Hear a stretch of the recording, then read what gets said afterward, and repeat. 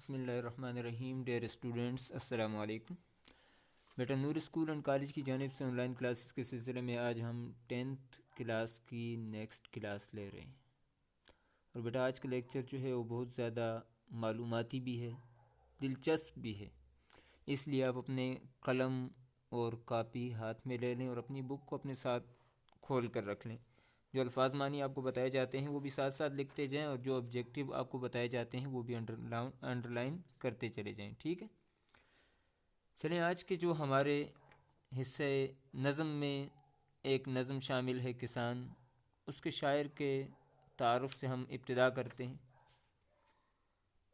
شاعر جو ہیں یہ اپنے عہد کے عظیم شاعر، جنہیں ہم شاعر فطرت بھی کہتے ہیں، شاعر شباب بھی کہتے ہیں اور شاعر انقلاب بھی کہتے ہیں. بالکل آپ کے سامنے جوش ملی آبادی صاحب کا نام لکھا ہوا ہے کتاب پر.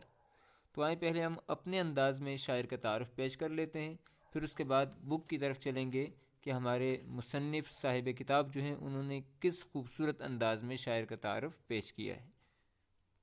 تو بیٹا آپ کے سامنے شاعر کا نام لکھا ہوا ہے جوش ملیح آبادی. جوش کو میں نے انڈر لائن کیا ہوا ہے، اسی لیے انڈر لائن کیا ہے کہ یہ آبجیکٹیو ہے. جوش ان کا تخلص ہے. جوش ان کا کیا ہے جی؟ تخلص ہے، اس لیے یہ آپ نے انڈر لائن کر لینا ہے. پھر اس کے بعد ہم لکھی ہے پیدائش.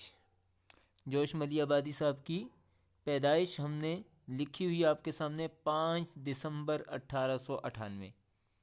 5 دسمبر 1898. پھر آبجیکٹیو آ گیا وہ یو پی اتر پردیش جس کو آپ کہتے ہیں، ٹھیک ہے، کے علاقے ملیح آباد میں پیدا ہوئے. یو پی کے علاقے ملیح آباد میں پیدا ہوئے. نام میں آپ نے دیکھا ملیح آبادی، یہ نسبت کہلاتی ہے. یہ ملیح آبادی کیا ہے جی؟ نسبت ہے. ٹھیک ہے، جوش ان کا تخلص ہے. تو بھائی اب ان کا نام کہاں چلا گیا؟ تو نام آپ کی کتاب میں صاحب مصنف نے لکھا ہے، وہاں پر ہم انڈر لائن کروائیں گے. ٹھیک ہے، شبیر حسن خان نام ہے ان کا. کیا نام ہے؟ شبیر حسن خان ان کا نام ہے. وہ باتیں جو بک میں نہیں ہیں وہ ہم پہلے آپ کو بتا دیتے ہیں. ٹھیک ہے، نسلاً، ٹھیک ہے، ان کی کاسٹ کیا ہے، نسل کیا ہے؟ تو یہ آفریدی خاندان سے تعلق رکھتے تھے.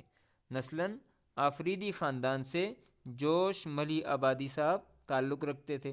آفریدی کا نام سنتے ہوئے ایک ہی نام آپ کے ذہن میں آ جاتا ہے، شاہد خان آفریدی صاحب کا. تو بیٹا اب دیکھیں کہ نسلاً آفریدی خاندان سے تعلق رکھتے تھے، یہ بھی آبجیکٹیو ہے. اب آ جاتے ہیں ان کے آبا و اجداد کی طرف. آبا و اجداد، ٹھیک ہے، یعنی باپ دادا کون تھے اور کیا تھے. اب یہاں میں نے ان کی 4 نسلوں تک نام لکھ دیے. آپ بھی کہیں گے ایک شاعر کو ہم پڑھ رہے ہیں تو ان کے والد کا نام لکھ دینا کافی تھا، دادا کا نام پر دادا کا نام نہیں. بیٹا آج ہم آپ کو بتائیں گے کہ یہ خاندانی اعتبار سے کون تھے. آبا و اجداد، والد کا نام ان کے کیا تھا؟ بشیر حسن خان، بشیر احمد خان. بشیر احمد خان ان کے والد کا نام ہے. انڈر لائن کرتے جائیں. دادا کا نام کیا ہے؟ محمد احمد خان. لفظ احمد ہوتا ہے لیکن مشہور ہو چکا ہے غلط، تو احمد کو احمد ہی پڑھتے ہیں آج کل. پر دادا کا نام فقیر محمد گویا. یہ جو گویا ہے یہ تخلص ہے. فقیر محمد گویا، ٹھیک ہے، گویا ان کا کیا ہے؟ تخلص ہے. بالکل. آ جاتے ہیں ان کے والد کی طرف. ان کے والد بشیر احمد خان اور ان کے دادا محمد احمد خان جو تھے یہ دونوں صاحب دیوان شاعر تھے. صاحب دیوان شاعر تھے. صاحب دیوان مطلب ہے ایک دیوان میں کم از کم 3000 اشعار ہوتے ہیں. تو بیٹا اس کا مطلب یہ ہے کہ ان کے والد بھی بہت عظیم شاعر تھے اور ان کے دادا بھی بہت عظیم شاعر تھے. اب آ جاتے ہیں ان کے پردادا کی طرف. تو ان کے پردادا جو ہیں فقیر محمد گویا ہیں. گویا ان کا تخلص ہے. یہ صاحب دیوان شاعر تھے اور اپنے زمانے کے بہت بڑے شاعر، ناسخ کے شاگرد بھی تھے، اور انہوں نے بہت سی منظوم نظمیں جو فارسی میں لکھی جاتی ہیں ان کا ترجمہ بھی کیا. یعنی بہترین ترجمہ کرنے والوں میں سے ان کا شمار کیا جاتا تھا اپنے دور میں، اور بہترین شعراء میں اور بہت بڑے عالم بھی تھے. عربی اور فارسی کے بہت بڑے عالم بھی تھے۔ تو ان کے خاندان کے بارے میں کہا جاتا ہے، ہمیشہ شاعر کا تعارف ہم اس لیے بہترین پیش کرتے ہیں تاکہ آپ نظم اور غزل جو ہے وہ خوبصورت انداز میں اس کو پڑھیں، آپ کو شاعر کا مرتبہ اور مقام معلوم ہو۔ تو یہ دادا پردادا تک یہ شاعر تھے، مطلب یہ ہے کہ 100 سال تک، 1 صدی تک ان کے خاندان میں شاعری اپنے عروج پر رہی، اور جو بھی شاعر پیدا ہوا وہ ایک عظیم شاعر کے روپ میں دنیا نے اس کو دیکھا، اور صاحب دیوان شاعر کے روپ میں دنیا نے اس کو پڑھا۔ اس لیے میں نے آپ کو بتایا کہ یہ آباء و اجداد کے اعتبار سے بہت عظیم شاعر تھے۔ بشیر احمد خان والد، محمد احمد خان دادا، اور فقیر محمد گویا ان کے پردادا تھے۔ ان کی پیدائش ہم نے پڑھی 5 دسمبر سن 1898۔ اب یہ پاکستان بننے سے پہلے پیدا ہوئے، لیکن جب پاکستان بن گیا تو ہر مسلمان کی طرح جس کے دل میں وہ پاکستان کی محبت موجود تھی، انہوں نے ہجرت کی۔ تو اسی طرح ہمارے جو آج کے شاعر ہیں انہوں نے بھی ہجرت کی۔ تو انہوں نے ہجرت 1956 کو ہجرت کی۔ کب ہجرت کی جی؟ 1956 کو ہجرت کی۔ بھئی 1956 کو ہجرت کی تو ہجرت کر کے پاکستان کے کس شہر میں آئے؟ ہجرت کر کے جوش مری آبادی صاحب جو ہیں وہ آ کر کراچی میں آباد ہو گئے۔ کہاں آباد ہوئے جی؟ کراچی میں آباد ہو گئے۔ پھر اس کے بعد آ جاتے ہیں جوش مری آبادی صاحب کی شاعری پر۔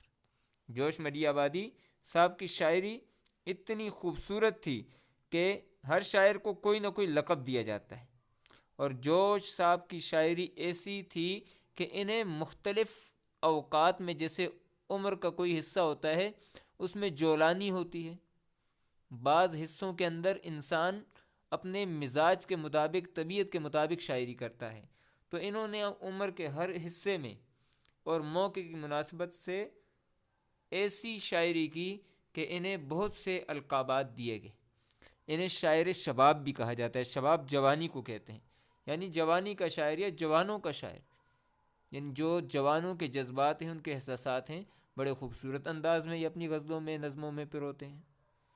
کئی تصانیف ہیں، 20 سے زیادہ تصانیف ہیں، ٹھیک ہے، بہت زیادہ تصانیف بھی ان کی ہیں۔ شاعر انقلاب بھی کہا جاتا ہے۔ جب تحریک پاکستان چل رہی تھی، ٹھیک ہے، تو انہوں نے بہت سی نظمیں لکھی۔ اسی پاداش میں حیدرآباد میں جب یہ رہائش پذیر تھے تو 1934 میں نظام حیدرآباد نے وہاں سے بھی نکال دیا تھا ان کی ایک نظم کی وجہ سے۔ تو شاعر انقلاب، انقلابی شاعر تھے۔ انقلاب، منقلب ہونا، الٹ پلٹ کرنا، پھیر دینا، ٹھیک ہے، ایسی شاعری کرتے تھے جو انقلاب برپا کر دیتی تھی۔ اور شاعر فطرت بھی کہا جاتا ہے۔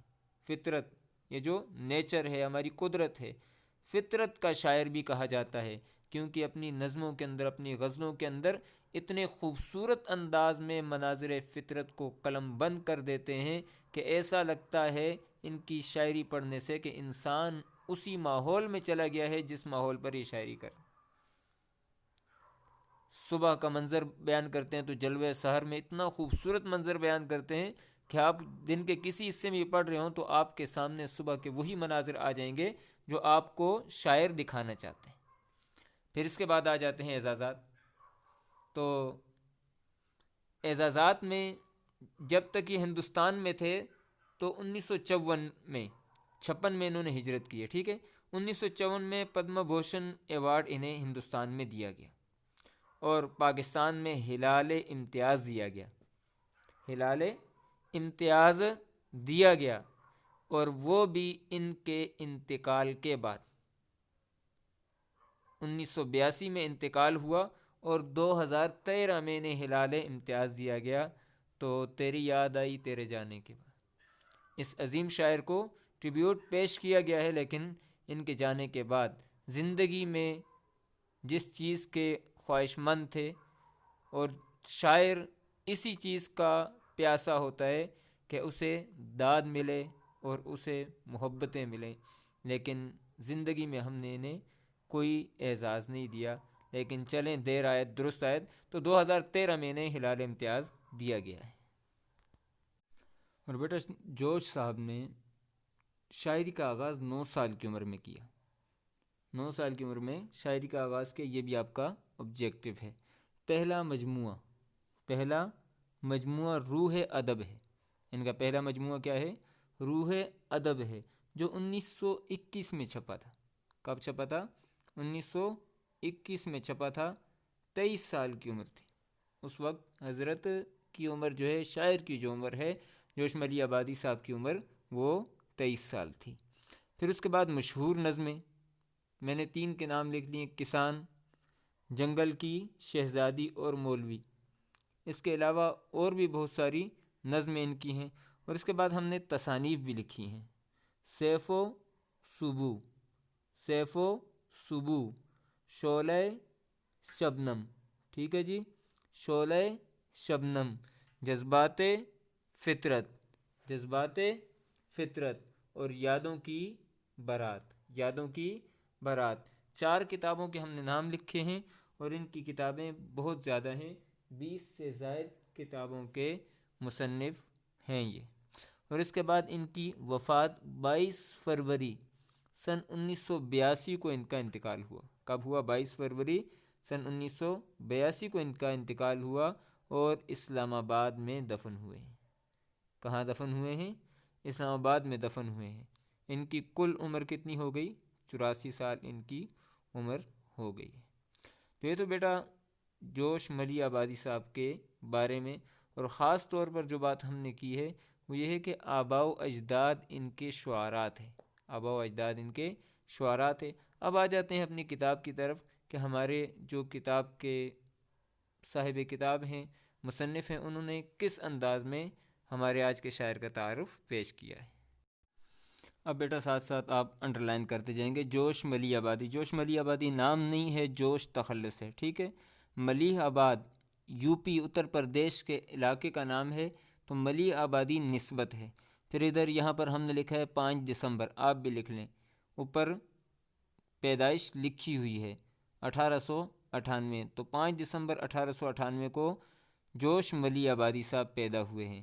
وفات ہم نے لکھ لیا 22 فروری، تو آپ بھی 22 فروری لکھ لیں، اور اس کے بعد اوپر جو لکھا ہوا ہے کہ 1982، تو یہ ان کی وفات کی تاریخ ہے۔ ان کا نام شبیر حسن خان اور جوش تخلص تھا۔ جوش جو ہے یہ بھی انڈرلائن کر لیں، اور شبیر حسن خان کو بھی انڈرلائن کر لیں، اکثر آبجیکٹو یہی آتا ہے، ٹھیک ہے، تو یہ ساتھ ساتھ لکھتے جائیں۔ ملی آباد میں پیدا ہوئے، یہ اتر پردیش کا علاقہ ہے، لکھنؤ کا، ٹھیک ہے۔ شعر و شاعری انہیں ورثے میں ملی تھی۔ ورثے میں کیسے ملی تھی؟ میں نے آپ کو بتا دیا، ان کے والد بشیر احمد خان، دادا محمد احمد خان، اور پردادا جو ہے فقیر محمد گویا، تینوں شاعر تھے۔ مطلب یہ کہ 1 صدی تک ان کے خاندان میں شعراء پیدا ہوتے رہے۔ وہ ایک خوشحال اور نیم جاگیردارانہ، نیم، ٹھیک ہے جی، فارسی زبان کا پھر لفظ ہے، نیم آدھے کو کہتے ہیں، میر ان نیم باز آنکھوں میں، میر کا ایک مصرع میں نے آپ کو سنا دیا۔ نیم جاگیردارانہ خاندان سے تعلق رکھتے تھے، یعنی جاگیردار لوگ تھے۔ تحریک آزادی کے زمانے میں بہت پرجوش کہتے ہیں سرگرم، پرجوش سرگرم کو کہتے ہیں، ٹھیک ہے جی۔ اور انقلابی نظمیں لکھی، میں نے آپ کو ان کے تعارف میں پہلے بتایا کہ شاعر انقلاب بھی انہیں کہا جاتا ہے، شاعر شباب بھی کہا جاتا ہے، ٹھیک ہے۔ تو انقلابی نظمیں لکھی۔ تقسیم بر صغیر کے بعد وہ پاکستان آ گئے، تو پاکستان کے کس شہر میں آئے بھائی؟ ابھی آپ کو بتایا کراچی میں آ گئے۔ کہاں آئے؟ وہ کراچی کے اندر آ گئے۔ جوش اپنے باغیانہ لہجے، آزاد فطرت، ٹھیک ہے جی، ان کی فطرت جو تھی وہ کیا تھی؟ آزاد تھی۔ عادت، یہاں پر اس کے معنی ہم فطرت کے طبیعت کریں گے، اور بے پناہ ذخیرہ الفاظ کی وجہ سے، بے پناہ بہت زیادہ، ذخیرہ، ٹھیک ہے، ذخیرہ کہتے ہیں جمع کی ہوئی چیز، یہاں پر اس کو ہم ایک خزانے سے تعبیر کر سکتے ہیں، یعنی ان کے پاس الفاظ کا ایک خزانہ تھا، آپ آج کی جو ہماری نظم ہے اس میں بھی ایک عجیب بات محسوس کریں گے، اور وہ نظم یہی ہے کہ نظم کا نام کسان ہے، اور وہاں پر پوری نظم میں کسان کا لفظ ہی نہیں ہے۔ کسی جگہ پر وہ دہقاں کہتے ہیں اور کسی جگہ پر اسے کچھ اور ناموں سے تعبیر کیا جاتا ہے۔ مراد یہ ہے کہ یہ اپنی مثال آپ تھے الفاظ کے چناؤ میں۔ ذخیرہ الفاظ کی وجہ سے اردو شاعری میں ایک منفرد کہتے ہیں جدا، الگ مقام رکھتے ہیں۔ انہیں زبان و بیان پر پوری قدرت حاصل ہے۔ قدرت کہتے ہیں کمال کو، بار بار یہ لفظ آتا رہتا ہے، ٹھیک ہے۔ انہیں شاعر شباب، اس کی مکمل تشریح پہلے کر چکے ہیں، اور شاعر انقلاب بھی کہا جاتا ہے۔ اس کے ساتھ انہیں شاعر فطرت بھی کہا جاتا ہے۔ بھائی تیسری بات انہوں نے نہیں لکھی، ہم نے آپ کو بتا دی۔ ان کا تصور انقلاب، تصور کہتے ہیں سوچ کو، انقلاب سراسر بالکل رومانی ہے، ٹھیک ہے۔ تحریک آزادی اس دور کے لوگوں کو درپیش مسائل اور معاملات حسن و عشق۔ اب یہ حسن و عشق کون سا مرکب ہے؟ ہاں بالکل، مرکب عطفی ہے۔ سبھی کچھ ان کے کلام میں مل جاتا ہے۔ بعض شعراء ہوتے ہیں جو حسن و عشق کی باتیں ہی کرتے ہیں، بعض شعراء جو ہوتے ہیں وہ صرف انقلاب کی باتیں کرتے ہیں۔ یہ صدرنگ شاعر ہیں، کئی رنگ ان کے کلام کے اندر مل جاتے ہیں۔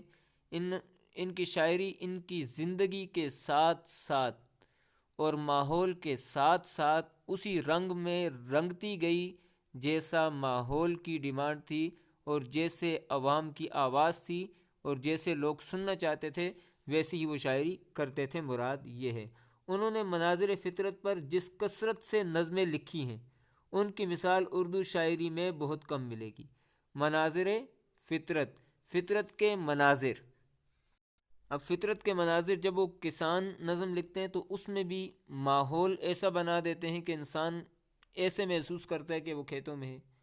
جلوہ سحر آپ فرسٹ ایئر میں پڑھیں گے، وہاں پر بھی وہ ایسا ماحول بنا دیتے ہیں کہ انسان یوں محسوس کرتا ہے کسی بھی وقت میں بیٹھا ہو، دھوپ ہو، چھاؤں ہو، سردی ہو، گرمی ہو، جوش ملی آبادی کی مناظر سحر انسان پڑھتا ہے تو ذہن کے اندر وہی نقشہ آ جاتا ہے، شاعر کا وہی تصور، وہی کیفیات انسان پر طاری ہو جاتی ہیں۔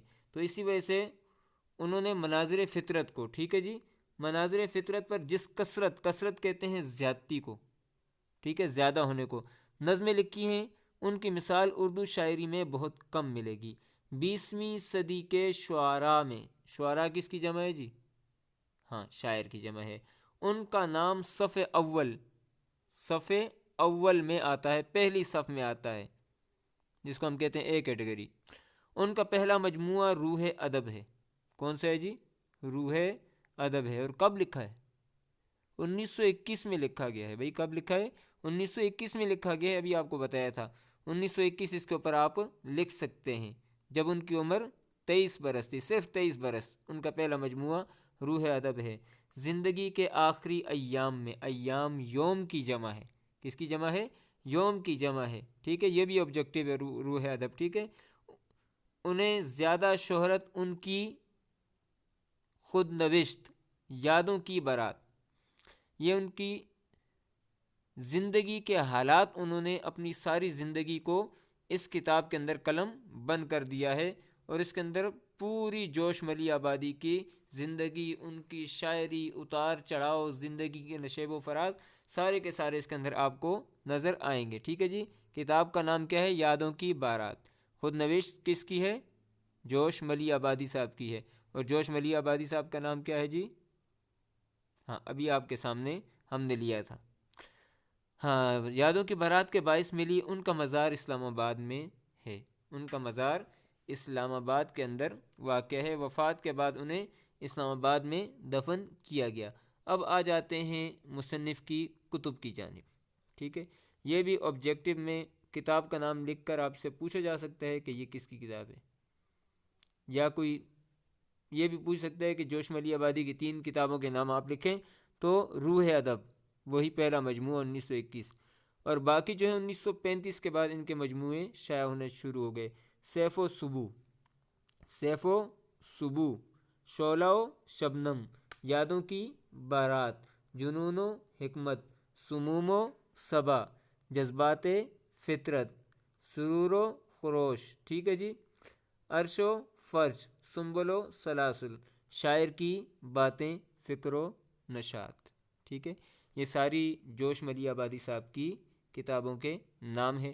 اب آ جاتے ہیں ہم اپنے سبق کے اختتام کی طرف، اور وہ ساری باتیں ہم دوبارہ دہرا دیتے ہیں، ریپیٹ کر لیتے ہیں جو ہم نے شروع سے اب تک پڑھی ہیں۔ سب سے پہلے تو ہم نے شاعر کے تعارف سے ابتدا کی، اور شاعر کے تعارف میں ہم نے پہلی بات کہی ان کی پیدائش اور ان کی ولادت کے بارے میں۔